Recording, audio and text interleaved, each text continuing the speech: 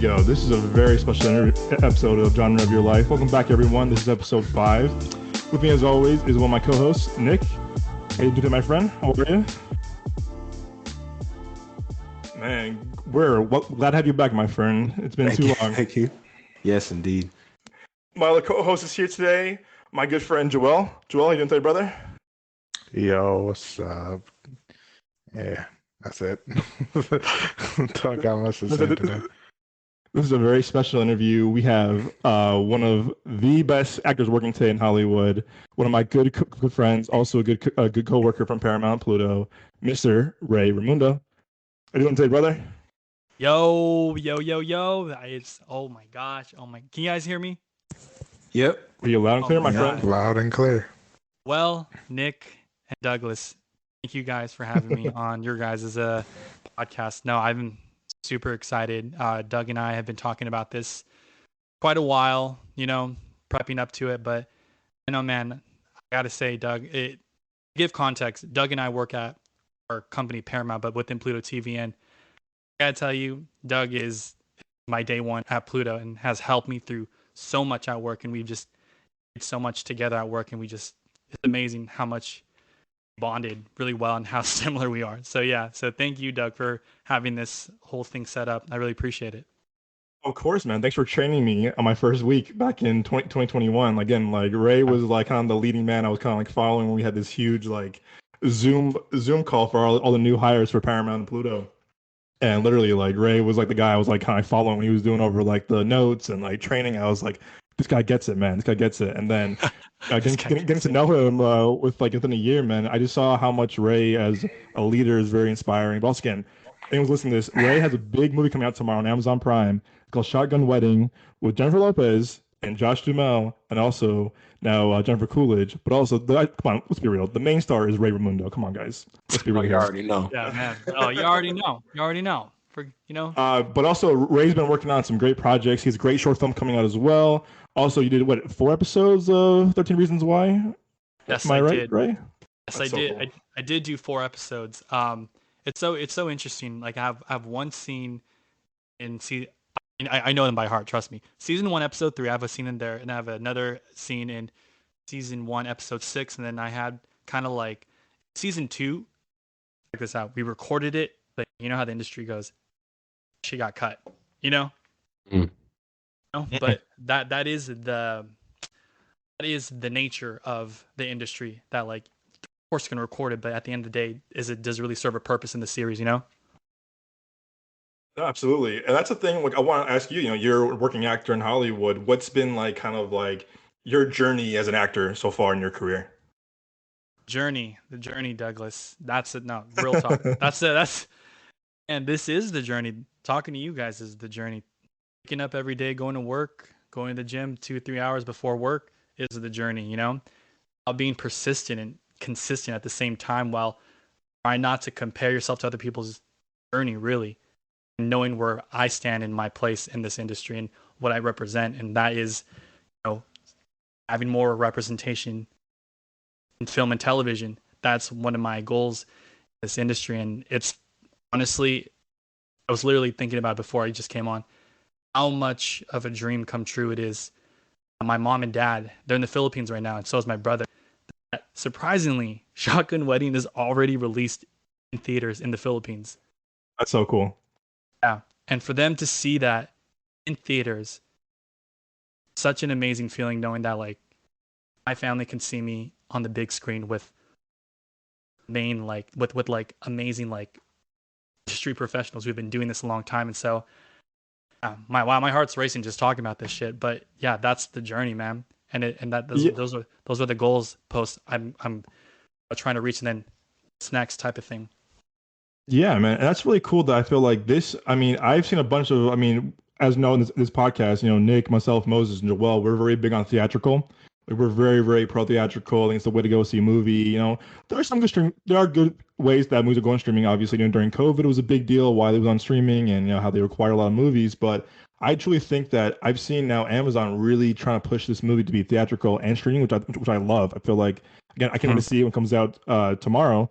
But if you can see it in the theaters, I feel like support Ray, support this movie, support this, support theatrical, because I feel like if Amazon has a really good, return on this movie, both streaming and theatrically, they can cast Ray in more movies, which we all want, and also too is that they're supporting the theatrical way of having more movies like this go to the big screen with a great cast and just kind of like just the enjoyment of going to the movie theaters, which we all enjoy. 100%. Yeah, Man. that'd be dope. Especially because Amazon has been, not only improving but has a lot of amazing like originals and films. So I love to see it in theaters and have, encourage more of their, since a lot of people do have Amazon and Prime and everything, to like, that would encourage them to go and see in theaters as well. So yeah, and I'm definitely gonna check out the movie. I'm interested to see this. I have not seen any trailers. This is the first time I hear about it, but I'm gonna go support you. Don't worry. Thank you. Thank you. Yeah, going definitely again. Ray is definitely heavily featured in the trailer, but I remember when the trailer came out, like a few months ago, Ray, and I was like, "Where's my friend? Where's my friend?" And I remember like it was so cool seeing Ray like in this again huge budget trailer with J Lo, Jennifer Coolidge, and Lenny Kravitz and Josh Duhamel, and I don't know, man. It's really surreal seeing one of your coworkers like in a big production movie like this, which is again, man. I'm very very proud of you, but also like. I can't wait for people to see it. I can't wait to watch it myself come tomorrow. Yeah. Oh yeah, you already know. No, really. And so speaking of theatrical releases, this was originally supposed to be released on June 29th, 2022. Right? Oh wow. Yes, it was supposed to be theatrically released in theaters. But that same weekend was the same weekend as Elvis. So that kind of overshadowed it. And I think in the time, a month before, when movies come out, right? I'm like, where's the trailer? Where's the trailer? Well, usually when movies come out, it's like two weeks before the trailer. In this case, I was kind of like, I had thoughts. I'm like, did it get like, what's the word? Like canceled? Like did they just stop the movie? But found out through resources that Amazon Prime picked it up, right?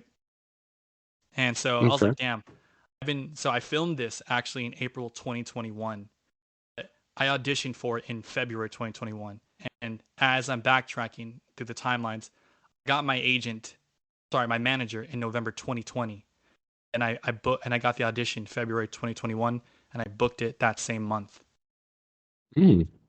So like, and the timing has been very, very like, that's the long game of this industry. It's like, wow, I've been waiting for this movie for almost 2 years, and I'm finally the day tomorrow is here, and I can't believe I get to speak about it in this platform with you guys, and that's just amazing part of this whole industry is that this is the type of patience you have to have in this type of industry to like really for what you want and just see how it goes, and then basically Amazon Prime. When I saw the trailer, it's super quick, but in the segment, I get killed, Showed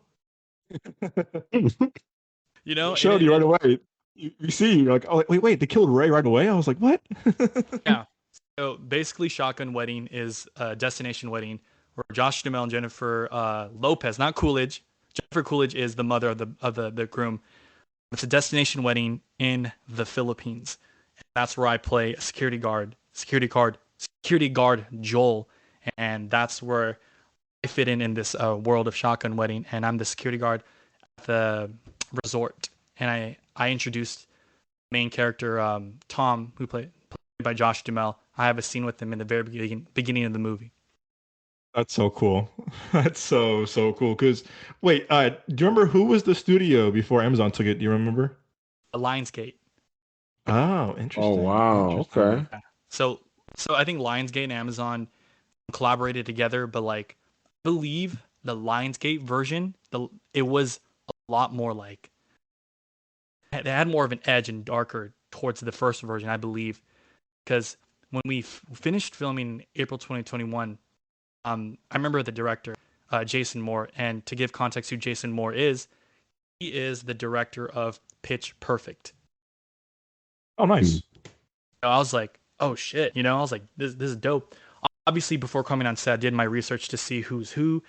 And when I got on set, the AD said, okay, hey Ray, we're gonna go ahead and introduce you to Jason. He wants to talk about tomorrow's scenes. And I'm like, yeah, for sure. As soon as I walk up, I immediately knew who he was, and I saw his pictures. He comes up to me, how's it going, Ray? He's stressed the fuck out as a director. It was so nice. He welcomed me with such open arms. He's like, yeah, how's it going, Ray? I was like, it's going really well, Jason. I thank you so much for having me. He's like, no, thank you. I saw your tape almost a couple of months ago, and I knew right then and there how to get you out here. And that right there was like, wow, that is such an amazing like compliment and validation as an actor to just straight up hear from your director right away. You know what I mean? Yeah. Mhm. Oh, definitely. Like no one, like hearing validation from like a professional industry like that, it's so nice that it affirms that like doing something good and doing something right, Oh, huge. And also too, that you've been working your way up for a role like this, for a while, Yeah. again, with like your short films, and also again, like I said, with 30 Reasons Why. Like this is like a moment where it's like, hey, listen, like then for your movie to be on a huge platform, this isn't on like, like some random like Redbox DVD. This is on Amazon Prime. Everyone has Amazon Prime, and I feel like this Mario, they've been marketing this movie really well on both on the Prime Video, but also they're marketing really well on Amazon.com itself. So Yeah. that's cool that you're in this really big production that Amazon has a lot of faith in. I feel like there's a lot of times, you see a lot of movies, I think when they're bad, you can see like they have like no faith in them. They kind of come and go. They kind of get released silently. But with this, that the marketing has been very, really big on this movie. And also your scenes have been, whether it's TikTok, Instagram, Twitter, MySpace, LinkedIn, like literally like we see a lot of your scene, which is awesome. And I wanted to know like, what was your experience like on set filming with everyone and working with Jason as a director? Yeah. If I could have one word for this whole experience is actually no. There's hella words. There's 2-3 words. It's chaos. Um, it's chaos. High energy, and just being patient through the whole time. Because when I was on set, my scenes, I have 2 scenes when I was recording. It was actually the last day of shooting, so there was no room for error. You know what I mean? Right. Like, there's no room for Right. error. This is they said, okay, we're gonna have this guy scene at the last day of shooting. So, I made sure I knew my shit. I knew that like, Mhm. and I knew that like, man, I ain't trying to waste anyone's time. Time is money, and these guys need to go home. And all of my scenes, we started at 11 a.m. and end till 6 a.m. Mm. Oh my That gosh. Full day, huh? full day, and that's the thing that people, in my experience being on set, yeah, it was chaos, man, because like everyone wants to get this shit done, and like imagine this, right? My first scene is like a water scene where I get like thrown off the dock, and each take takes at least 10 minutes for me to dry off and like put on a new set of clothes. And the day before we did stunt coordinating rehearsals, and so I got the whole movement down. Day of, man, I was like, the night before, I was up till like fucking 1 a.m. I went from like 11 a.m. to 1 a.m. making sure I got that shit on lock. You know what I mean? I don't want to look stiff as fuck. You know what I mean? Right, Right. right. Like, this is gonna be it. So I rehearsed it. It looked great on camera. My stunt coordinator said it looked great, and I was like, perfect. And then I saw in the trailer, I was like, yeah, it looks great.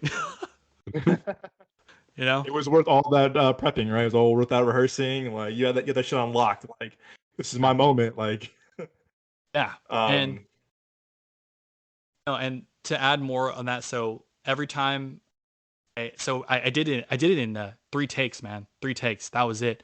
But each take in between, I had Jason, the director, say, "Hey, Ray, let's go ahead and speed it up a little bit more, just a hair, just a hair." You know what I mean? Take that as it is. However you want to take that. I just knew he meant like, just okay, just give it a little more like little like little rush with it, right? And then Mhm. second, I have the DP telling me, hey Ray, why don't you go ahead and take a left and then take a right and then stand right here. And then the third, I have my stunt coordinator saying, hey Ray, that was perfect. As soon as you get killed, make sure think of it like this, there's a string on top of your head and you're a puppet and you fall.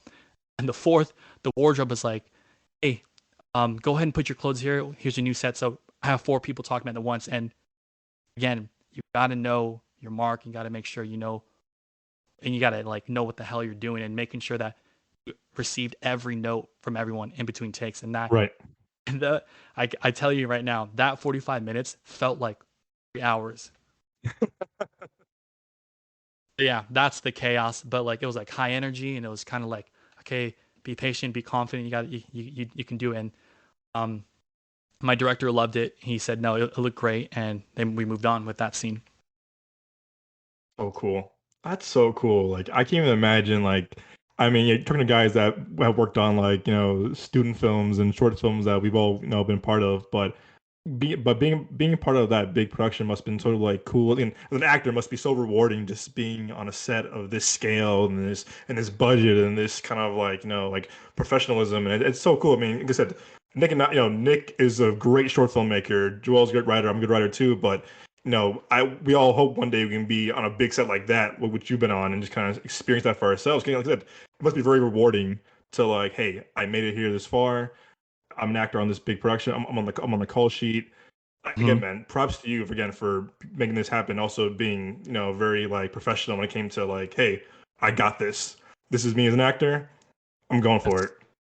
Oh yeah, exactly. No, that you couldn't have said it any better, Doug. Like, I sure we're having this conversation. I know you guys are going to be working with the same people that I've been working with, and that's just the rhythm and like movement that we're all into right now. But yeah, it was truly an once in a lifetime opportunity, to like just be like grounded and like I felt great being on set. I was like, wow, like I am here, I am present, I'm here to do the job that they hired me to do. No, for sure. And again, I can't wait tomorrow, everyone. Remember, tomorrow the 27th. Yeah, 27th, man. Shotgun Wedding. Please go support this movie. Support our friend Ray. Like, again, I've heard good things about it so far. It's gonna be on Amazon Prime tomorrow morning, so please check it out. And also, you also have a short film coming out next week, correct? Oh my god, yes, February 3rd. Yes, Avellino is coming Man, out. as a working actor. Yeah, so he's busy, man. Yeah, I'm trying, man. That's any type of opportunity I can get, man. That makes sense to me as an actor to play the part. I'm fucking going for it. You know what I mean? Yeah, You have to, man. You Yeah. have to. I have a question for you, actually, Ray. Because me and Nick have a story for you. What has there ever been a time where you were on a short film or a student film and like I don't know. I guess in theme of Shotgun Wedding, when things don't go according to plan, have you ever been on a set before where like nothing went like solid? Everything was kind of like a shit show. Yes, all the time. All the time, all the time. All the time, man. All the time, man. Literally, Shotgun Wedding. I rehearsed my lines as a script. They said, "Scratch that. You're doing it like this." Oh wow, okay. Oh dang. Yeah, they said, "Fuck your feelings. Here, you're gonna do it like this." You gotta be ready. Oh man, yeah, no. You gotta be ready. Adapt to new situations like that, and that's how it was on Shotgun Wedding. Anything for the short films I've done in the past. And, whether the weather is messed up, the lighting's, you're fighting the sunlight, Mm-hmm. What else? Someone got hurt on the set. Yeah, I feel like I've done, and when I was in the Bay Area. So yeah, to give context, I'm from the Bay Area, San Jose. Far away, baby. Yeah. Whoever knows, I'm from San Jose, East Side San Jose. I grew up in the area, and then like I did a lot of more musical theater in my high school days and did all that good stuff and transitioned into film, and all that I was in the Bay Area from 2013 to 2019 of like my upcoming of my acting. I've done at least 12 short films, and whether they were very student filmy or very high-end professional, I always took something away from each and every one of them, and that's how I gained more confidence as I grew as an actor. Because I got casted as a lead to like lead the thing and like kind of understand the director's vision. It's just such an amazing process to collaborate and try to make the story come to life on screen. No, definitely. But yeah. Is there a movie, or was there a movie like growing up that said, hey, like kind of like sparked like, hey, I want to do this professionally? Was there like a movie or a show that you watched that like, hey, like this is me, like I can do this? Yes. I have two examples. First movie was Ferris Bueller's Day Off with Matthew Broderick. Great movie. I saw that and I was like, wow, I see myself as like this rebel like him and like just being like super cool and shit, you know? And then the second thing was I grew up watching Fresh Prince of Bel-Air. You know? Seeing Will in this like, you know, rough edge, like kid from Philly and then coming to Bel-Air and like seeing how he transitions into like, and just the themes of like why that show was so good in James Avery, just all that acting, I felt so connected to it in a way where I was like, yes, this is so real. And even as like I was watching as a 6 or 7 year old, you know, Nick at Night type of deal, you know, it was just that's what really inspired me to like want to be like them, you know? Yeah, no, again, I can, I mean, again, Ferris Bueller was a big part of Ellie, me, and Joel's childhood because growing up from Chicago, like everyone knew Ferris Bueller. Like, if you don't know Ferris Bueller, like, then what are you doing? Yeah. I mean that like, whole iconic, you know, scene, the parade scene is just like that. Like, that is like Chicago energy on a good day. That is. Yeah. On a good day, right, Joe? On a good day, I want to say. Like, On a good day, right? You know, it's hard one. Yeah. You know, Chicago, growing up in Chicago, yeah, it's cool that you said that. One, I just immediately thought like I understand why you and Doug got along so much, because that's like one of Doug's fucking top movies. But also just like, yeah, no, that high end energy and energy in the film, and just listening to you talk about like, you know, being as an actor, I really like that. Um, Ferris Bueller is a difficult movie to live up to, but you know, if you have that, you know, passion like you're showing right now, just talking about it, you know, I'm sure you can fucking do it, and you know, and you know, go past that. I have a question. Um, has there ever been a character or like a role that you've always like dreamt of like doing, you know, like how some people like dreamt about like being a fucking Power Ranger or something? Like, has there ever been like that type of role that you would, you know, hope to one day get and, you know, shine in? Yes. That yeah, I get that question every now and then. And role that I would love to do is like be part of like very, very, very good rom-com where like there's heavy ass drama, but but then there's also like funny ass movies like Super Bad. Um, the drama is kind of like what's a good dramatic movie? What's a good dramatic movie, Doug? Godfather, you got a bunch. I mean, oh my gosh, I can go on and on. Like, Godfather Part 2. go about part two, part three, Part two, part three, The Offer. Offer, yeah, which is Oh, man. a Paramount show we worked on. Just a little plug. Yeah. Oh, I do see myself playing like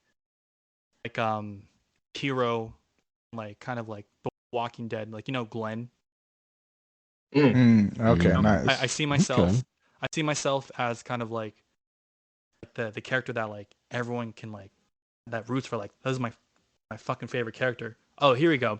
So I want to be in like rom coms like um to all the boys I loved before, right? I wanted to work with Noah Centineo. I've worked with Ross Butler in 13 Reasons Why.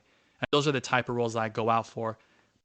In the dramatic side, like a good example that I want to be working with alongside is like actors like Bryan Cranston and Aaron Paul in Breaking Bad. Like Aaron Paul's character is the type of character I see myself like going through, you know, struggle of trying to just live in Albuquerque, Mexico. Same thing how I grew up in Eastside San Jose. Like I recently just had this not revelation, but like more of just a realization that like where I grew up, I had to watch what you're wearing type of environment. You know what I mean? Mhm. Yeah, I grew up And there. Yeah. yeah, and you know, I've been going to therapy, and this is really I'm gonna go on a little tangent. Therapy is super important as an actor because man, there's so many things about like this industry that can kind of make you feel a certain type of way. You know what I mean? Mhm. But the reason why I bring up where I grew up is because so being a part of like an environment of like struggling to like just be safe and shit, and how I can like connect with Aaron Paul's character. It's just Aaron Paul's character was so real and raw that like just I really felt like his pain as Jesse. You know, if you guys watch Yeah. if you guys watched Breaking Bad, those are the type of roles where like I can go that deep and heavy with that shit, but then I could be like it's like upbeat, hella happy dude, like singing. Oh yeah, I like sing like fucking musicals and shit. You know what I mean? That's my Mhm. range and my character. Like I can sing all the Frozen shit, Aladdin, Hamilton. I can rap that shit. You know, but then whatever I want to be able to be in a movie kind of like everything everywhere all at once. When I saw that movie in Mhm. theaters, I knew that like that's the type of shit I want to be doing, you know? Yeah, Yeah, you're trying to man. be like not Hugh Hefner, Hugh Jackman. Yeah. Yeah. Stumbled there. Yeah, like I was Hugh like, where Jackman, is he going with this? yeah, like Hugh Jackman, Zac Efron, and also I don't think if you guys seen me, but like 6'2", I'm Filipino, I'm very athletic and buff as shit. So it's like wow, like once you find out I can like sing like really like Broadway type of style, it's like wow, like I'm that triple threat package that like that I have not seen myself yet in Hollywood yet. But now this movie is coming out, I think this is gonna be more my foot even more in the door. If that makes sense. Yeah, Oh, definitely. definitely. We were at work the other day. It was funny. We had a meeting at work, Ray and I and our team, and I said something about like, oh, breaking box, and I said, yeah, Creed 4. And then Ray said, yeah, I'll be Manny Pacquiao's son in Creed 4. Yeah, man. The Oh whole Zoom man. call was laughing. Yeah, man. Boxing. Yeah, I've been picking up that lately because man, I feel like every actor just needs to know how to box. You know. Yeah. Yeah. Uh, For sure, Yeah. yeah. I hope yeah. that answers your question about which roles I wanted to be and what I strive for in this industry. Oh no, you answered that perfectly, and I really love that answer. For a lot of people, say they probably say something generic, and so to hear you say what you wanted to do with musicals and deep characters and stuff, that really answered it, and also just like I really love that, because Mhm. you're not just okay with like one type of role. You don't want to typecast yourself. You see yourself going beyond that and being an amazing actor, and where you have a wide range and your skill set, but you also know that you can improve and dive into these characters, which I feel like there's some actors who really don't give a shit about that. So to hear that from you, that I really love that. So yeah. Yeah, no, it's yeah. I was so excited to bring Ray on the show because I know Ray just fits right in wherever he goes. It's like maybe it's a California in him or just like the actor in him that he can literally adapt to any conversation. Just like just talk with him, which why you and I got along so well when we were still at Paramount.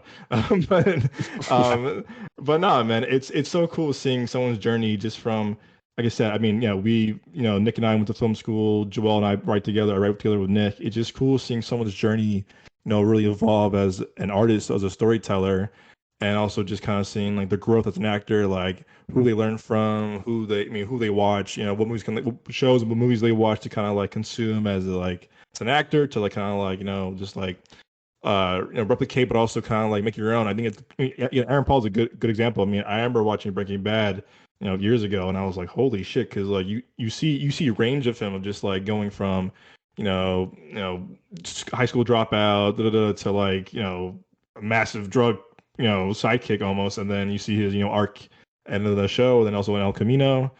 But Yeah. yeah, man, it's a wild. That show was a wild ride. Yeah. Thank you seriously, Doug, for everything you said about me now. Like, yeah, likewise to you, man. We truly fit in two peas in a pod type of thing, and I knew like just vibed really well, and the fact that you know, congratulations to you guys as well for this whole podcast, man. And it's up and running, and I'm really happy to be a part of this whole experience. And I knew that like this is the type of shit I'd encourage you to do, and I'm happy to be a part of your creative endeavors as a writer and as like a film enthusiast. Is that the Oh, right man, term? making us Yeah. blush, man. Making us blush. Stop, Ray. Stop. Stop. Yeah, stop. Yeah, I'm pass the mic to Nick. Actually, if Nick has anything he wants to add, I feel bad. I'm kind of hogging the mic no, from Nick. No, Nick. I'm a little starstruck. That's why I've been kind of quiet, and like it's really cool, like everyone was saying, like just to kind of hear like your side of the story and to hear about your experiences. It's kind of inspiring to me as well. So, yeah, thank you for being on the show for real. Like it's Yeah. really cool.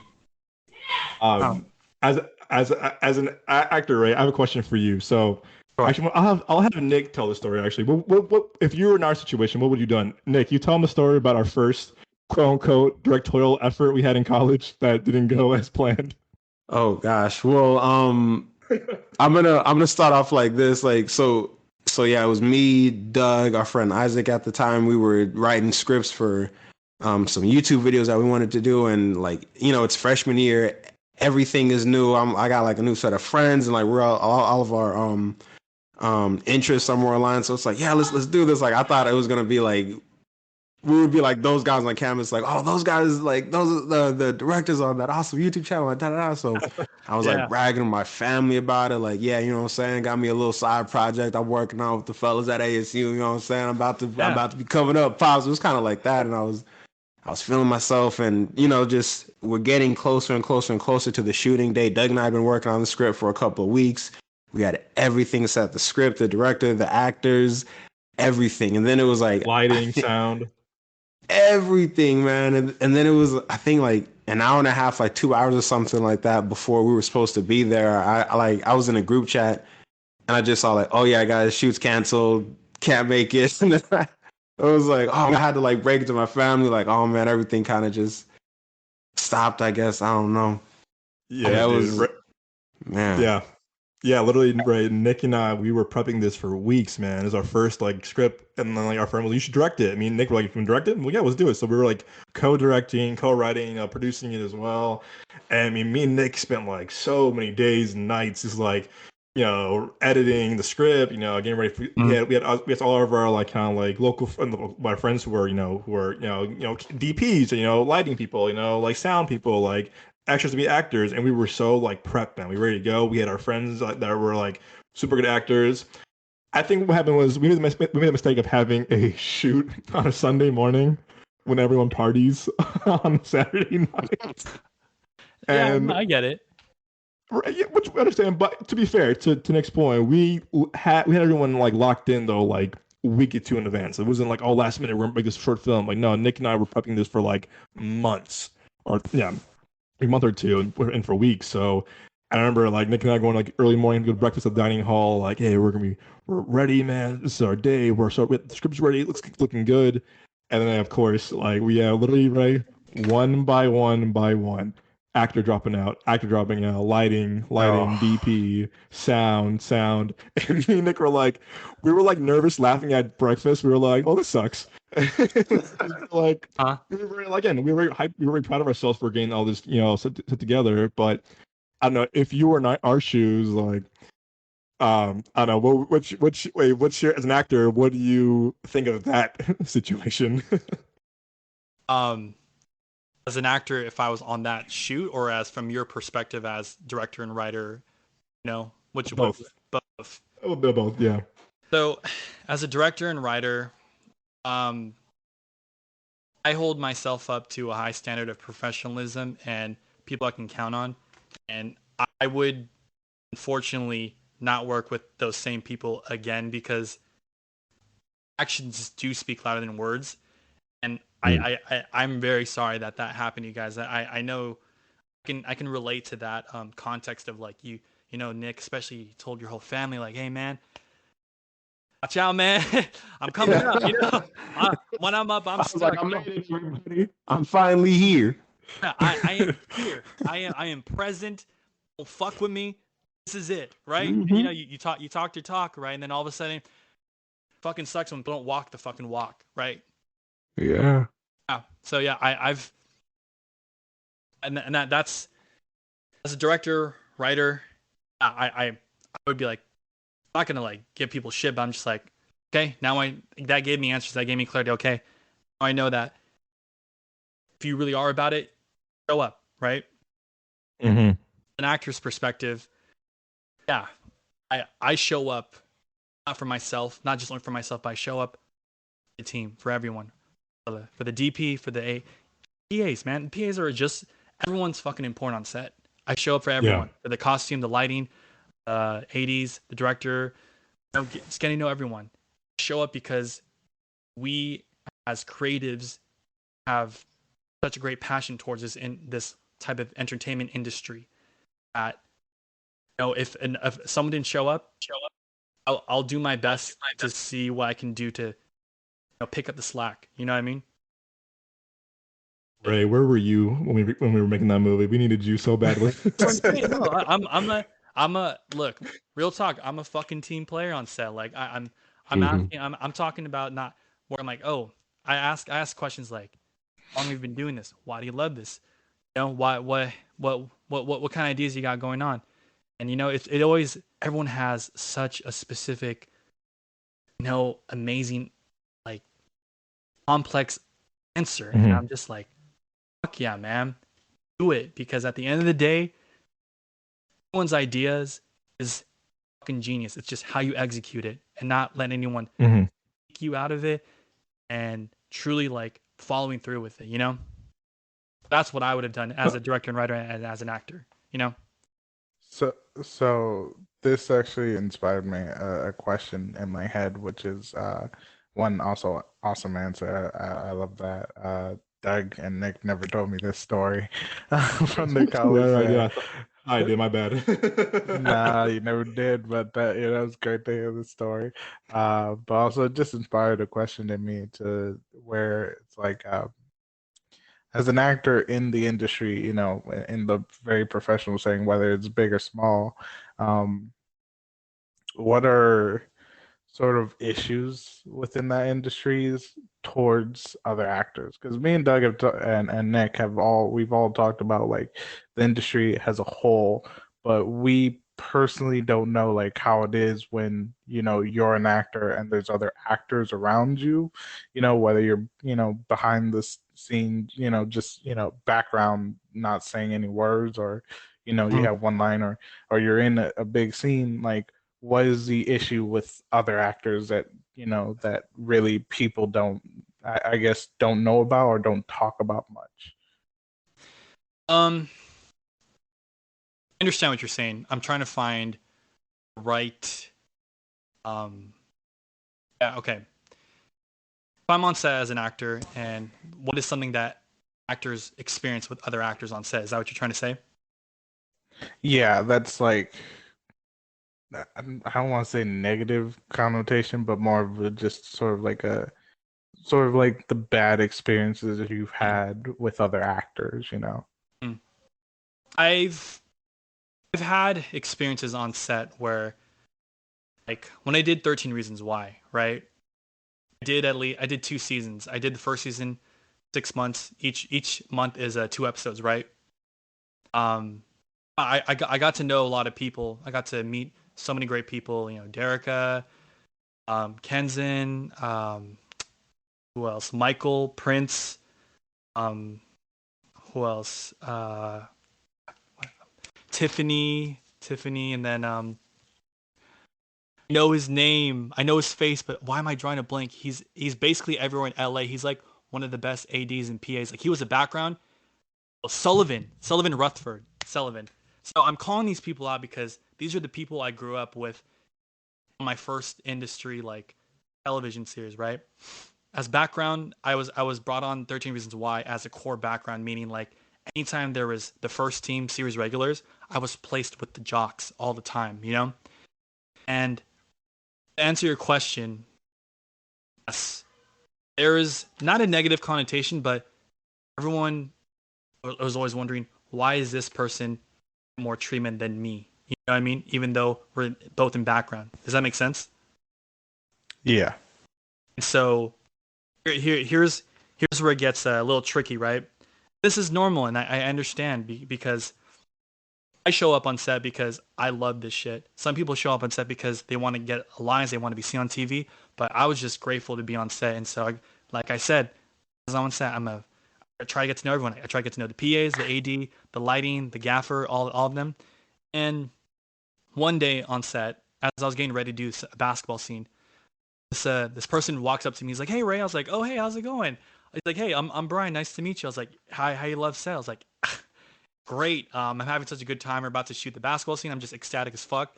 And then he's like, "Oh, that's great. Well, man, have a great day on set." I was like, "Yeah, of course." And then one of the PAs goes to me. He goes, "Do you know who that is?" I was like, "Oh, I mean, he's super nice, dude. That's the writer of the show. That's Brian Yorkie." I was like, "What?" You know? And I'm telling you right now, people notice shit like that when you're actually there to have fun, you know? And after it makes more sense why he reached out to me, because when we filmed the first 5 episodes, I was in the pep rally scene. I was always hanging out with the jocks. I get a call from my manager and they're like, "Hey Ray, you're scheduled to shoot a scene on this day." Oh, I'm like, "Oh, really?" I was like, "Oh yeah. Also, have lines." I was like, "What?" And I was like, "Whoa, what the hell?" So basically, Brian wrote me some lines mid-season because he saw how active I was in the background. He's like, "Let's see if this guy can. I'll I'll give him a little something. Let's see if he can actually do it." And that was like my first TV scene, which is the whole Hannah Baker is DTF scene, and that everyone fucking quoted that that shit came out, you know? All Cool. right, nice. Yeah, that's dope. So with that being said, to answer your question, yes, people always trying to ask me for like how did you do it, and then not really give a fuck about who I am. They just kind of want to benefit off of their own, and that's a normal thing that happens in this industry. All right, that's hella understandable. All right, that's dope. Glad to hear that because we hear, everyone hears about like production and directors and writers, but you never hear too much about other actors and how sort of their mindsets are and so I just wanted from an actor's perspective to understand that. So thank you very much for enlightening me on that. Yeah. But I think 13 Reasons Why is such a great experience overall, and I'm so grateful to be part of the first season. You know, that shit was a hit. You know? Yeah, no, and also again, also gonna be hit. It will be Shotgun Wedding coming out tomorrow, by the way. Just plugging it again. Yeah. What's been so recently? I mean, it's good for everybody. What's everyone been watching? Is anything good? I know Joel saw The Whale the other day. What's been everyone? Yes, I did. What have you guys been watching on TV or in theaters? Oh, I've been Oh, watching anyone? Oh yeah, I've been watching The White Lotus. I said it today during the call. I was like, "Fuck, man, this show is wild." No, it's the season. I love. I mean, that show's great. That show's awesome, but I love season one a lot more than season. I mean, both are really good, but season one to me just hits differently for some reason.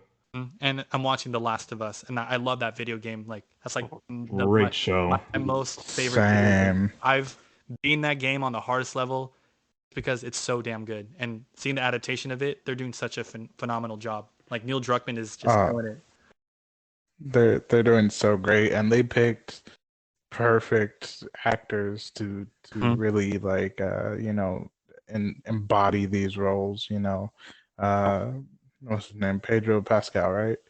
Yeah. Um, he's killing it as Joel because he's really just he's an amazing actor and he's buying Joel in total, you know, because again, like just like Ray, like you know, when I first saw that trailer for the video game, like I fell in love with it, and I got you can ask Doug. Like I told him like I had to get this game, and I got that one. I also got the second one. Like I pre-ordered both of them, and I played throughout all of it and tried to find as much as I can. And so you know, like seeing it come to life in person and seeing like the changes that they made to it, but that still work so well. Spoiler free. It just Spoiler free. Yes. Yes, yeah, it excites me. I'm not saying anything, but it excites me. And then I forget her name, the one that's playing Ellie. She's done some stuff as well. She's also been in Game of Thrones. Game of Thrones, yep.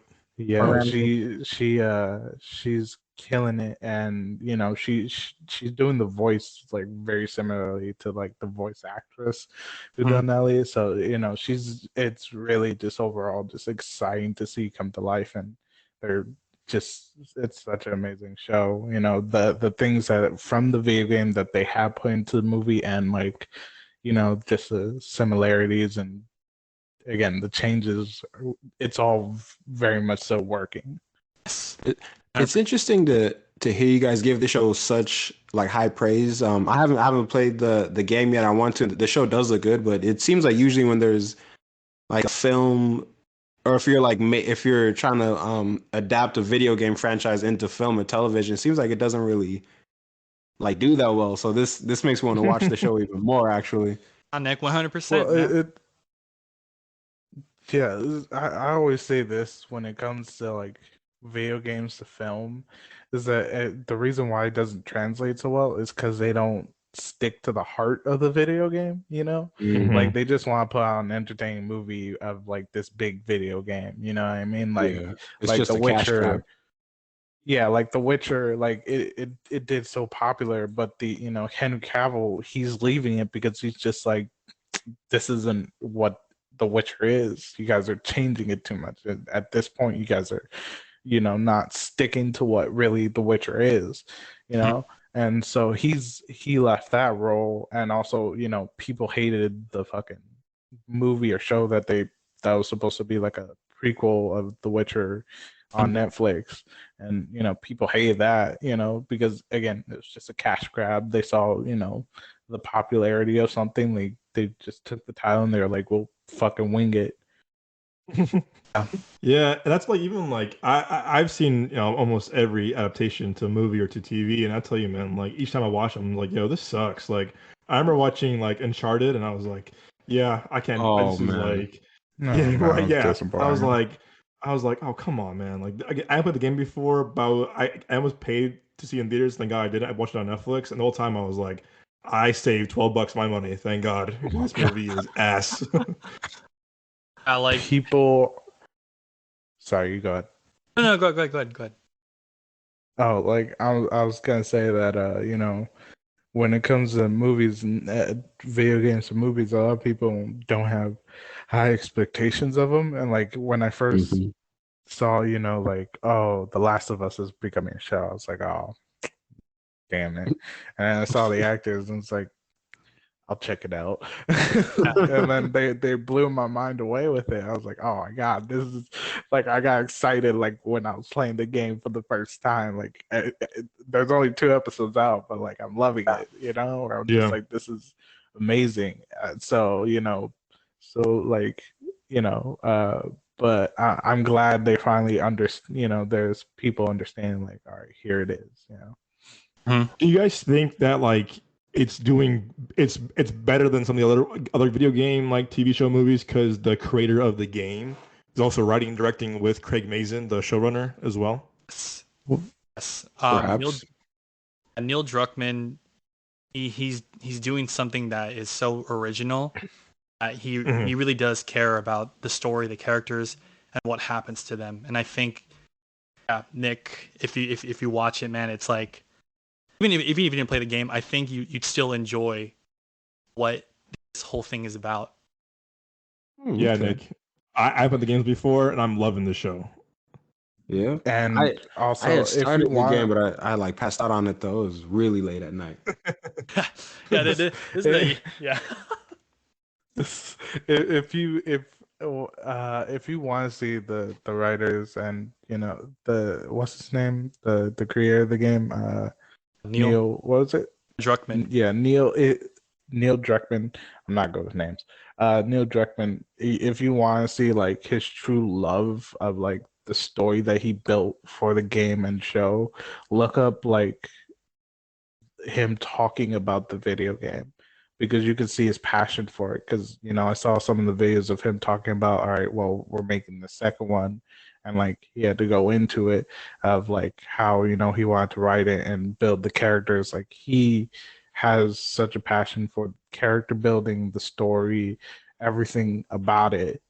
So like I really love his passion for this, and that he's keeping it to, again, the heart of the game into the show.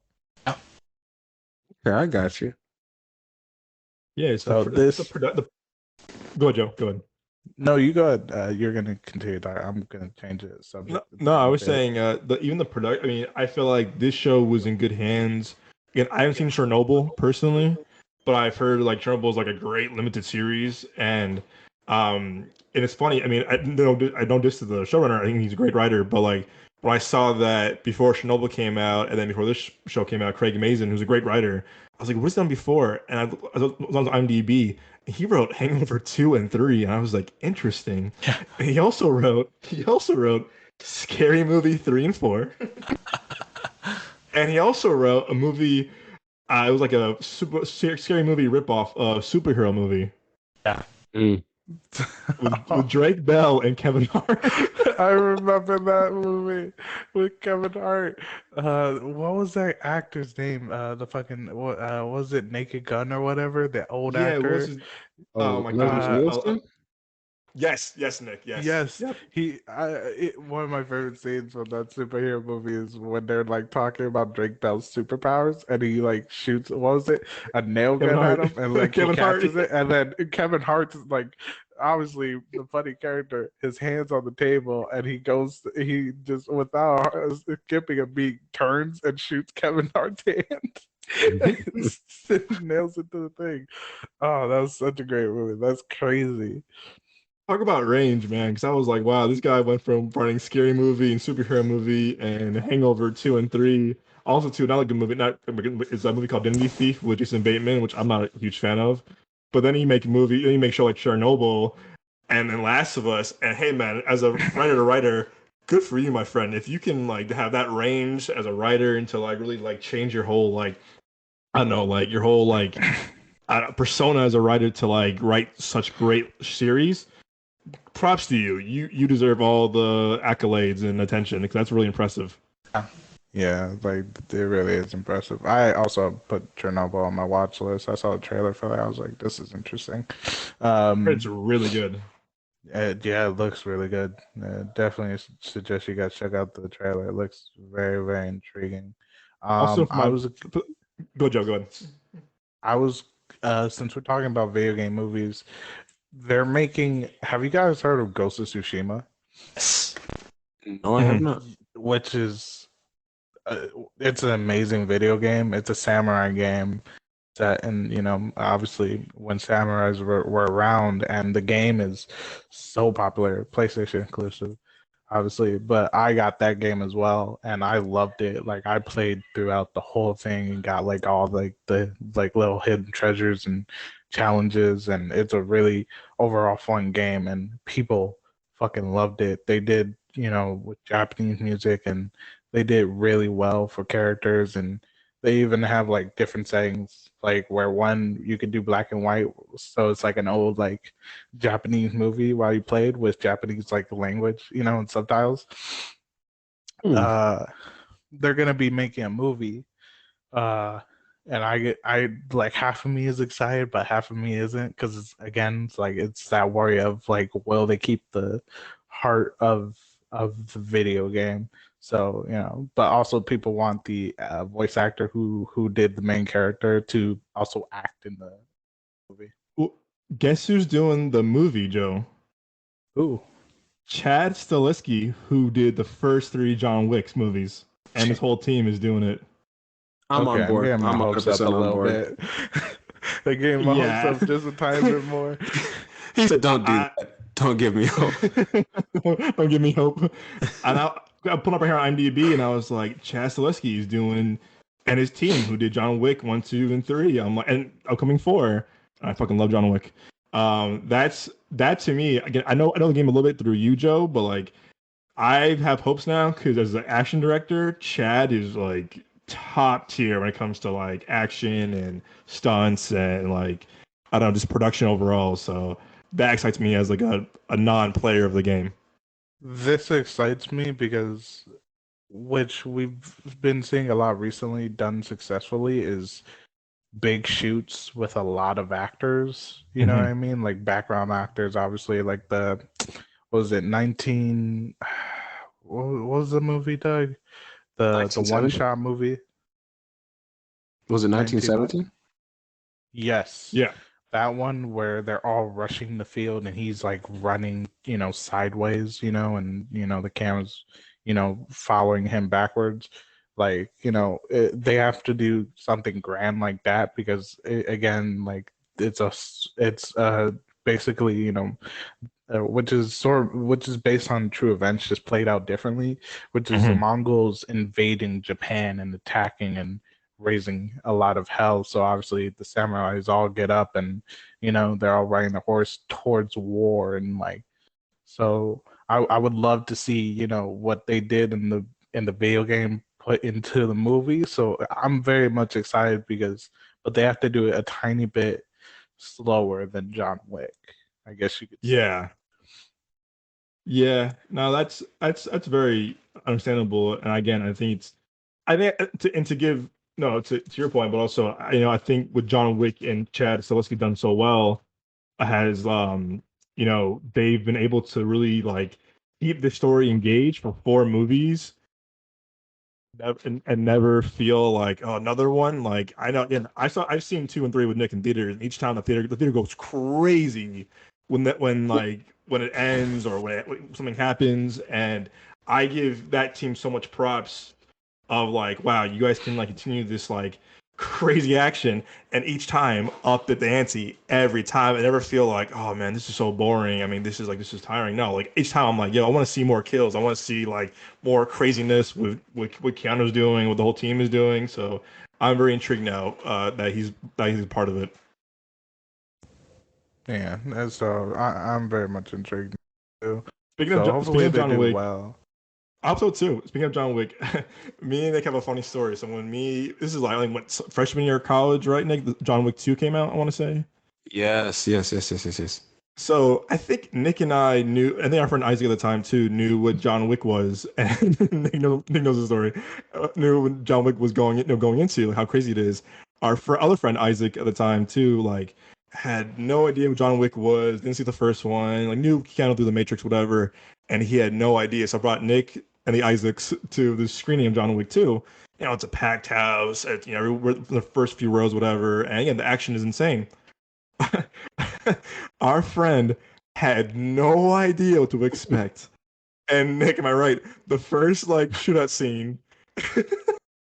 Man, this guy, he was losing his mind, man. It was like I can't even describe it, really, but he was so excited, like because I was sitting like right next to him, like his seat was shaking, so like my seat was shaking, and he kept like elbowing me in the chest and stuff like that because he was so excited about how well like the choreography and the action was and everything like that, and like his mind was blown and my chest had caved in because he kept punching it. So it was a fun experience. Like, he made a non 40x movie, a 40x movie. Like our whole row was shaking. I was like, who is that? I'm like, come on, man. Like this is his first like John Wick experience. Like let him enjoy it. But like each time something happened, Nick, do the impression of Big Isaac, man. It's you do better than I do. Big Isaac, if you're listening to this, I love you, man. This is all out of love. But he's like hype out, so he's like, oh fuck, bro. Oh God, that's that all the time.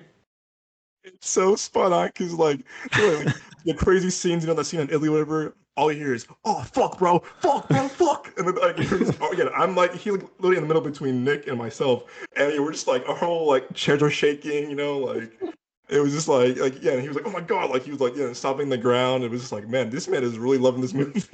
It's like no fucking way, bro. No fucking way. Oh my God. Bruh, Doug, you must have PTSD.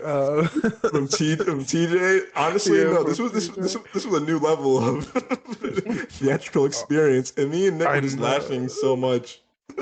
At least you enjoyed that because, like, I wouldn't mind sitting next to that because that's funny. But like with TJ, that was always so bad. Like, I don't know. It did Doug ever tell you, Nick or Ray, about our old friend TJ? I think he might have. TJ So in comedy so movies were an are experience were like a that too. nightmare. I'm gonna say this for myself. It is a nightmare because like, and I don't mean like the worst way possible. It was just more like we'll have like a big group of friends, and TJ would be like going into the seats, in front of everyone, and everyone's like going behind each other, trying to get far away from him, because whenever we watched a comedy movie, and it didn't even need to be that funny. Like it could be a real bad comedy movie. This man will stomp his feet, clap his hands, and laugh out loud. Like even scenes that weren't even funny, like just like little things, just like, "Hey, what's that?" And he'll start laughing and just stomp his feet, literally stomp his feet. And we're just like, "Oh God!" It's That was just an like, experience too. I mean, yeah, I mean, we saw. I mean, I remember like growing up, we saw like all the Seth Rogen movies, Neighbors, just the end, everything. And I remember like going to Superbad, Ray. Before I moved out of Chicago to Arizona, my last like goodbye was Joel, if you all our friends at the time. We went to a midnight showing of Superbad at like this and local theater. Um, old school uh, theater, the Lincoln Theater in yeah, Chicago, which is always a great. If you guys are ever in Chicago and see an old film, not nothing super old, just like an old film, like older film, yeah, it's old uh, timey. go to the Lincoln Film Theater because it's such a just one historical place. Like they really, they obviously renovated it to keep it up to date, but also like kept it still old school. We still which is really great. So and has just a great atmosphere. Definitely recommend going there and just checking out and watching a film there. Yeah, it's a cool theater. It's a really cool theater. Ray, do you have like, I know I've had some of these guys. Do you have like a favorite like theatrical experience seeing a movie on the big screen or like the one that you kind of just like stick with your mind like the past, like how many years? Is there a certain experience that you remember like going to a certain movie to like, wow, like this was like different? Yeah, I have a couple. I think watching in the premiere 21 Jump Street was the funniest fucking thing ever. Oh yeah, Um, that's a good one. watching Inglorious Bastards in theater was hella funny. That must have been cool. Yeah. Um, um, oh, watching Get Out was fucking dope. In theater. Yeah, Yeah, that and that such an amazing movie. I think that movie's like that's up there for me. that's a perfect screenplay if you ask me. That screenplay is flawless and to me, it's like you show how much Jordan Peele like how he writes is very like he writes with heart, but he writes with just like such like with great detail. And I feel like the greats do that, like a Tarantino, Aaron Sorkin, like they write with such good detail. And to me, it's like if you're able to like write all of that in a screenplay, and again, it won best screenplay, which should have won. Which I'm glad it won because it's a screenplay is just like I have it on my computer as a PDF, and you read it a few times, you're like, wow, like you catch things of his writing that kind of shows like how different he is and how like he's very like not old school cinematic, but he's very like cinematic when he writes, which is very cool to see as a writer myself, and it's really inspiring too. Mhm. Yeah, Jordan Peele, Yeah, he's such a great comedic actor. He just understands how to flip the script on that shit, like drama and horror. No, yeah. Mm-hmm. Yeah, I really do like it. Sorry, go ahead, Nick. No, my bad. I was just gonna say when Get Out was first like coming out and it was like Jordan Peele's name was attached to it, I was a little bit not like hesitant, but slightly skeptical because it's like you telling me the guy from Key and Peele is gonna write a horror movie. So, but then like I saw the trailer and it was like okay, like it had me. It was one of those things where, like when you see it, you think about it for a few days, and it was like okay, it seemed pretty scary and like subject matter like in my head it's like this could be Key and Peele's sketch, but it's like they instead of doing it comedically they're doing it in a more horror movie type fashion. So it was like okay, and then it kind of made me realize I guess there's like a thin line between comedy and horror sometimes. And then saw the movie and the movie was amazing and it really sold me on Jordan Peele as a filmmaker. So yep, yeah. Who would have thought the guy who's Megan has it literally as an Oscar? I was just watching that sketch the other day, bro. Yeah, man. Whenever I watch those sketches, it's like he did Get Out and Nope and Us. Like that's crazy to me. So he's one of my favorite filmmakers right now. Don't forget about Us as well. He did. He said, he said us. Yeah. He said us. I only heard Nope and all right. He said us. Yeah. You guys want to hear something Yeah. really cool about Nope? Yes. Sure. Yes, So- indeed. Yep. Okay. So here we go. Jordan Peele, the whole Mad TV cast. Jordan Peele is good friends with like Bobby Lee, those other Mad TV actors. You know what I mean? Mm-hmm. So, my cousin is close to another person who works closely with Bobby Lee, and basically, when Nope came out, Bobby Lee was at the premiere. I believe this is how it goes, right? Believe it or not, Bobby Lee goes to Jordan, goes, "What the fuck was that? That was amazing. Oh, how did you come up with this?" Jordan goes to Bobby, he's like, "Bobby, the movie's about us." He's like, "What?" Yeah, and we've all watched Nope, right? Yeah. Okay. Yeah. Jordan goes to Bobby, "Bobby, the movie's about us.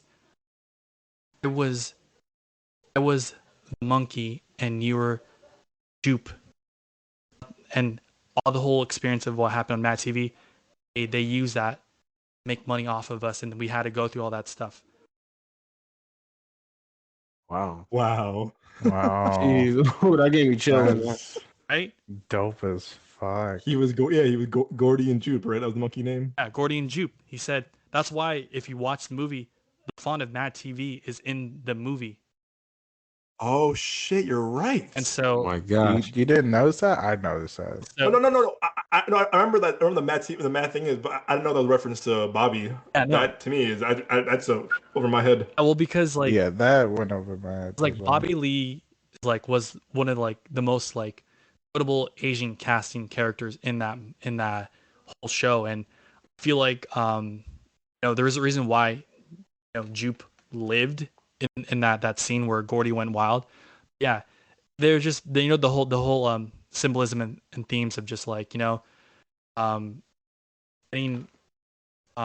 what was the quote, like making money off of a spectacle type of thing. Yeah. They were making a lot of money out of a spectacle, but like that the whole thing was just like that's where it kind of came from, of like how their experience was on Mad TV and how like it made them feel and all that shit. So that is something that like pretty wild, right? That's crazy, man. That's When you said that's it was about us, I was like, I almost gasped. Yeah. plot twist. I It tell you what, man. was like an epiphany, like a revelation or something, man. No, and Oh my gosh. that was the craziest shit, because I was wondering like, what does Jupe's storyline have to do with OJ and Kiki Palmer, right? Then Yeah. I see now why, like, how he tied in like Jupe making money off of the whole jean jacket thing and I was like, okay, I get it. Mhm. And he made a story of Hollywood in Hollywood. Wow.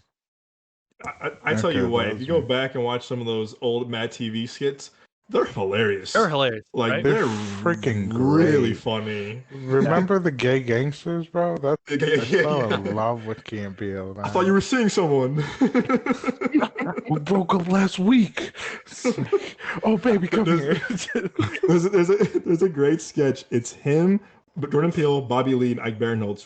He was in Neighbors and also in Blockers, and they're going to like some like I don't know some party or some mansion, and like Jordan Peele does a funny Forrest Whitaker impression, and they make Bobby Lee go, oh, I forgot, it was like some famous famous Asian more Today Show host. I forgot her name, and like they all didn't believe Jordan Peele being Forrest Whitaker, and but they all believe Bobby Chang was playing this like female Asian weather anchor. And it's really funny. Oh God, Mad TV. Um, Cannot get away my with that shit today.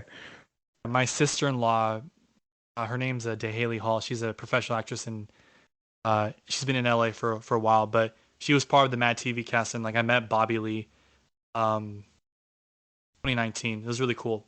So yeah, it's pretty cool hearing these stories of like, especially like Jordan Peele, like an actor, writer, and director who I really look up to and I want to work with you as well. That's just one of the things I like to know where how this was created and why it was created.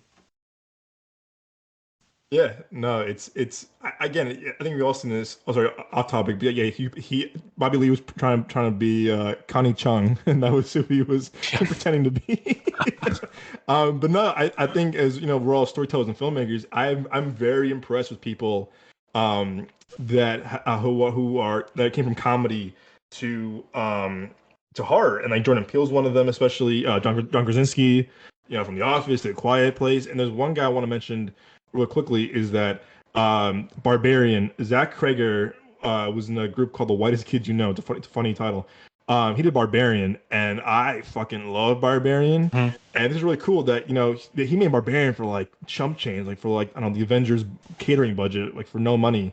And I just saw an article yesterday that he got an eight-figure deal for his next horror movie by Warner Brothers and New Line. And that to me is so inspiring because if you watch Barbarian, it's a great movie and it's also a very tight script.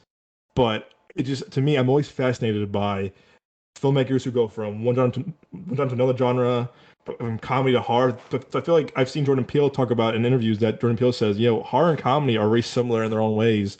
I feel like if you can like if you can like crack like the code of like doing both, it just shows you're a good storyteller. And I think Jordan Peele and a lot of filmmakers have proven that, hey, like, listen, I can tell these stories and like not be like, oh, I was this guy, I was Barack Obama on Key and Peele, I was Megan on Key and Peele, and it's very impressive to see like, like you were like the growth of also like kind of like the career like arc as a storyteller from one genre to another genre.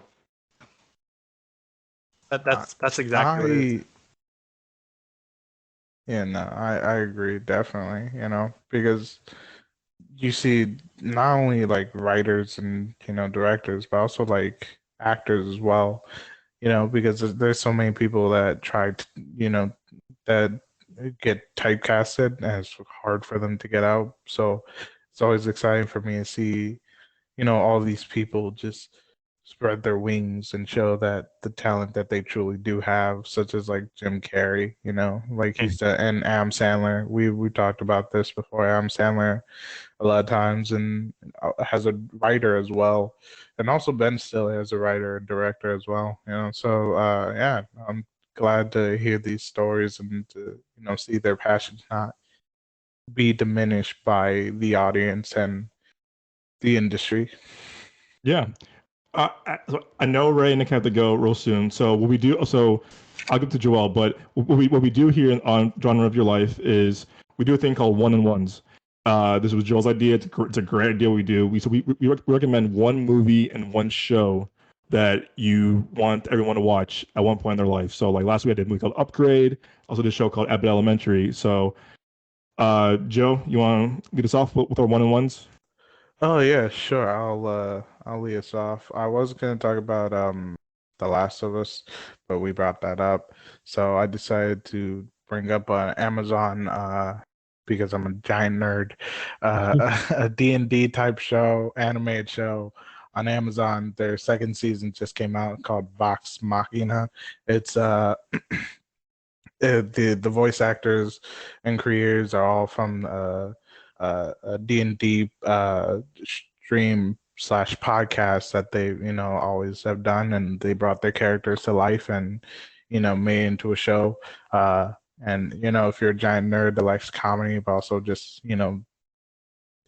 that likes real good story and just characters overall, uh definitely watch that show. It's a great show, animated, hilarious.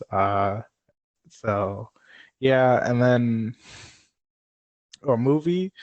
I recently went to theaters to go see The Whale with Brendan Fraser, who won an award for that. I really love that. I give it a 9. It was really compelling. The characters are interesting, very modern, and it tackles a lot of different issues, such as no spoilers, but self-image, self-worth, love for others, like the things you'll go through for them, and just love overall, and pain and trauma, and healing, and characters were really well written. uh I didn't cry. It did choke me up at points, but I would have gave it a high score if the writing the writing it how can I say this? I don't want to spoil anything. I, it The writing sort of hid some of the emotions, so like you get choked up, but like it didn't make me cry. So like I feel like they could have pushed it just a bit further, but overall it's just a fantastic movie. Again, everyone loves Brendan Fraser. The little redhead from Stranger Things is in it. She does great as well. Has a moody teenager. And just overall, just and it's all like filmed within just a one set. I don't want to spoil anything again. One set, but they did really well to use that one space that they did, and characters, and tackling such a compelling story. So Vox Machina and The Whale. Highly recommend both of those. Okay. Whoever'd like to go next. One movie that I would definitely recommend, especially if you like sci-fi, trippy, type movies like that. It's an Ethan Hawke movie. It's called Predestination. It has a really, really crazy twist. So I don't wanna risk like trying to explain it and then like I spoil it by accident. So I'll just kind of explain how the trailer went. It was Ethan Hawke. He's like a time traveling policeman. He has to catch a time traveling like serial killer basically, but he needs someone's help from this particular time frame. I think it was from the 70s, but the person, like the trailer, it never really explains why or how this particular person is so important, but oh man, I would definitely recommend it. Like honestly, 11 out of 10. Like it sounds basic, but when you watch it, it's like, wow, I've never seen a movie like this before. So I would say that. And then for shows, I've been watching Insecure lately with Issa Rae, and I heard about Issa Rae's story. Like she started off on YouTube, and now she's on HBO and doing all these movies and stuff like that. And I started a YouTube channel, and I'm into film, so I'm like, okay, maybe if I can kind of learn how she did it, then I can maybe learn some things and hopefully get into the industry like that or something like that. But it's a very well written show. It's funny. It's like it's like a dramedy kind of, but it doesn't feel like super forced or like uncomfortable to watch like that. And the dialogue and the way the characters all are, they're really, really like realistic in a way that I haven't seen in a television show before. So that kind of just got me hooked to it. And, yeah, 10 out of 10 for me also. I definitely recommend it. She's a good writer. I like her writing. I like her her charisma is very very sharp. It is, yeah. Yeah. Oh, Ray, you want to go? oh, no, I just wanted to add to Nick on Insecure. No, Saray is another writer that I really would love to work with. Like, I love Insecure because the way she wrote everything is just she's so really particular and good at creating comedy out of real life situations that like legit like like what black people go through. Mhm. Yeah, I thought she found a clever way to like show that through HBO through the first season, and it just grew bigger and bigger. Yeah, And definitely. they are legit like hella real about like how they talk to each other and like just coming of age of like the ages from like 23 to like 30. I think that's the characters are in their life in their careers, right? In the show, would you say? Yeah, in the show, because I'm pretty sure she's 30 by season 5, but I think if I remember correctly, like the timeline was like really, really scrunched. So it seemed like the all 5 seasons kind of took place within just a couple of years. So she might have been like 20 or 29 in season 1. Yeah. No, she's phenomenal. Like the fact that she wrote the show and she stars in it, it's just that's I think that's the type of stuff I like to try to achieve too. Yeah, it's very like inspiring, you know what I mean? So she's kind of one of the role models I look up to. 100%. Ray, you want to do your one-on-ones? Yeah. So I mean, we talked about it. It's already for the show, Last of Us. I'm not. We've already talked about it enough. I just think um, adaptation is just brilliant, and I think anyone can jump into it because it's pretty damn good. And I would personally give it without because I'm a huge like fan of it. I think I would solidly give it a 10 out of 10 because the way they're doing art, the makeup, lighting, the storyline, the acting, the the pacing of the show, it's it. It's 10. I agree. 10. And then for the movie, again, I mentioned this too. I think Everything Everywhere All at Once was just such Daniels really made something happen out of that movie. And I remember I was in theater, I watched it like the luxury seats and with my girlfriend, and most ironic thing is that my girlfriend works in the media distribution world in Sony Pictures, so she knows all the movies. She doesn't watch movies and television shows. So when I said I want to watch this in theaters, I mean, if you jump into a movie and it happens to be that movie, it was like so overwhelmed with all the visuals and the storyline. And I told her, I was like, I don't think you understand. This is going to get so many Oscars. And here we are now. They have 11 nominations. Crazy. Right? That's crazy. A little A24 movie that could, right? Yeah. And that's just the type of like, just the type of stories and that I love watching. And it just, it was just like, I think what was really, really, sorry, what was captivating about that movie was Michelle Yeoh playing just regular 6-year-old woman who owns a washing machine, had to pay their taxes. That was just the premise of it. And it happened to be such an amazing movie to watch through the journey of it. So those are the two things I would recommend to people: Last of Us and watching Everything Everywhere All at Once. It was cool though. Those guys who made that movie, the Daniels, they're very original, and also I'm very happy they got a 5-picture deal with Universal, and that's really cool, man. Like, I love seeing when people like do a little small indie movie and get rewarded with this huge like deal. Like, again, Jordan Peele, he did Get Out, and now he's a 5-picture deal at Universal. He can do whatever the hell he wants, and it's really cool seeing that, like, if you can like make something really like that hits for a low budget, man, what can you do with a really bigger budget movie, man? So I'm really happy for those guys that they have a new home at Universal. Um, so for me to close it all out, so my one and ones will be for show. HBO Max, a show called Southside, based in Chicago. It's very very funny. It's about these two guys who are like repo like workers. They're kind of like just working on some like really like shitty repo store in Southside Chicago. And the guys who made it are oh my gosh, Diallo Riddle and Bashir Salahuddin, and they're two of the staff writers for Jimmy Fallon for a long time, like back in the day. They're Oh also in wow. the show too.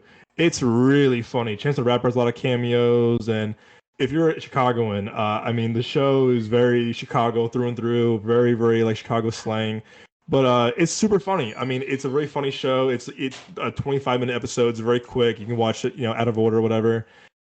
These two guys want to make it big in Chicago, but they have all these kind of like shitty things around them, whether it's work or the weird family or yeah, gang gang rivalries, like weird like work stuff. It's really fun. It's on HBO. There's like 3 seasons, I want to say. I think season 3 is out right now. The first season's hilarious. It's honestly one of my favorite like seasons of television because the writing is so crisp and the jokes are just landing left and right. But it's a really funny show. I'm watching that. And then for a movie, actually, it's on Netflix right now. It's a very underrated movie. Came out, I want to say, 10 years ago. It's Denis Villeneuve's first like real major blockbuster. Denis did Blade Runner 2049. He did Dune. He did Sicario. He did Arrival. A movie called Mhm. Prisoners.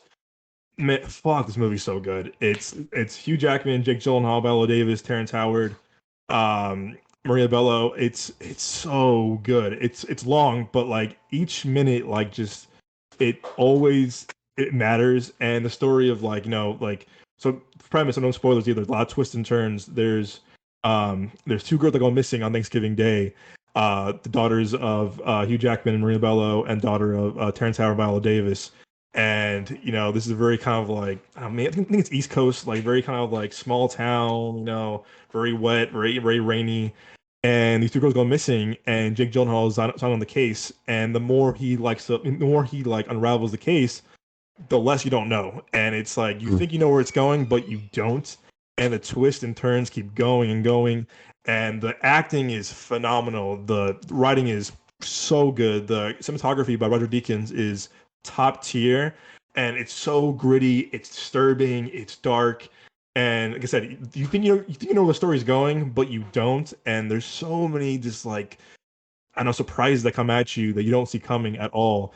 And the ending is a big, big shock. And I don't know, I love that movie so much. I'm a big fan of Denis. And this was like a kind of like modest budget movie. It came out 10 years ago, and I feel like kind of got overshadowed by movies like Arrival and Dune and Sicario. I love those movies too, but Prisoners is one of the best movies I've ever seen in my life, and it's so good. It's on Netflix. If you have Netflix, please watch this movie. It's 2.5 hours. It's long, but it's literally worth every minute, and it's so fucking good. It's I don't know. I'm a big Doug, you're Denis gonna fan, and be it's so good. What's up? Doug, you're gonna be disappointed in me. I still haven't seen that movie. Hey man, I have a Have list from you. mentally put it on. I've always mentally put it on my list, but I've never watched it because I was like, this is a long movie. I gotta like be prepared for it. You'll be And prepared, like I've yeah. seen like clips and pieces of it, and like people have always talked about like Jake Gyllenhaal's performance, but not only that, So like good. Hugh Jackman and everything. Hugh Jackman is again an amazing actor who can portray like so much emotions and pain through the screen that you feel, and I've seen bits and pieces of it, so yeah, I definitely need to check it out myself. Please do. You seen it, right, Nick? Oh yeah. Oh yeah. So good. it's it's so good. And again, I'm a big Denis Villeneuve fan, and kind of the theme of the show. You see a director really like in his career has like progressed, but also has evolved. This again, Denis from Canada, and you see like these very small French films, and then his big budget movie was Prisoners, and then Prisoners to Sicario to Arrival to Blade Runner 2049, which I love that movie so much too, and then to Dune and Dune Part Two. You see this guy come as like just like have become this huge like kind of like this like larger than life director as a filmmaker, and his scale of his movies are so insane. But if you watch Prisoners on Netflix, it's long, but it's a great fucking movie. And again, I cannot recommend that movie enough because it's very underrated. I think it came out at a time that like they didn't know what it was. Again, got awesome reviews, but it's been an Oscar movie. I mean, it kind of came and went, but fuck, man, I remember seeing that theater with my buddy Given, and I was like, fuck, man, this movie is insane. So please watch Prisoners. It's fucking awesome. All right, and with that, I'm gonna let everyone plug, their socials or whatever they want the viewers to, go follow or watch, go follow them on. So Ray, you get to go start. You're our special guest. Oh, thank you guys. No, once again, thank you, Nick, Joel, Douglas, my boy, everyone, for sure. I appreciate you guys having me on the podcast. Shotgun Wedding is coming out tomorrow, Amazon Prime, January 27th, 2023. I also have a short film, a Washington Film Award short film for Best Score and Best Short Film coming out on February 3rd called Avellino. It's a really amazing story. I play a older brother who's lost a grandfather, and you kind of explore grieving through family and how you come together as one through that process. And my Instagram handle, if you guys would like to follow me, is ray.raymundo. And yeah, thank you guys. Nick, want to plug yourself? Yeah. My Instagram handle, if you guys are interested, is Dawning Vision. I'm currently working on a short film, a short video, a music video, and I'm finishing up a little commercial for a local flower shop. Yeah, that's basically it. So, Dawning Vision, and stay tuned. And I'll leave it at that. Also, a series with your boy. Me and Nick has something really cool we're working on right now. We're turning that back into for our series. So stay you tuned already for that know. as well. Yes, For that. indeed. And you can find me at the Young Jones, my personal. You can also find the show and the company at Midway Avenue Productions on Instagram. We're also on LinkedIn. As y'all know, we're on Spotify, Amazon Music, Apple Music, all major audio and streaming services. Tune in next every week. We have an episode every Friday for Genre of Your Life. This is episode 5, and we want to thank our very special guest, Raymundo. Ray, my friend, thank you so much, man. We can't wait for you to come back on the show in the future. And cheers to you, my friend, for a great career so far. Yes, thank you for being on the show, man. I appreciate it. Really, really cool meeting you and talking to you for the first time, man. I really had a good time with you, bro. Likewise. Yeah, thanks for being here, man. It's great to hear your views and your passion. Thank you so much for sharing with us. Yes. Thank you all. I'm grateful to be here again. Yeah. I'll let you take it, Doug. And we'll see you guys next week. Before you guys. go, Have a good one. I'm on Twitch. Just gonna. I'm on Twitch. I'm on Twitch, the OG Cuban Rican. I stream there from time to time. Hopefully, in somewhere near future, eventually I will hopefully be streaming D&D as well with some people. Hopefully, I'm out here in Texas. I just want to, close out by saying thank you for being a part of this verbal journey through our love, passion, thoughts, opinions, and views on the film industry, towards television's actors, and just everything above. Hopefully, you guys will join us again and spread our passion, and hopefully, we've inspired you to view your passions a little bit differently. Well said. And also hashtag Let's Find Moses. See you guys next week. See ya.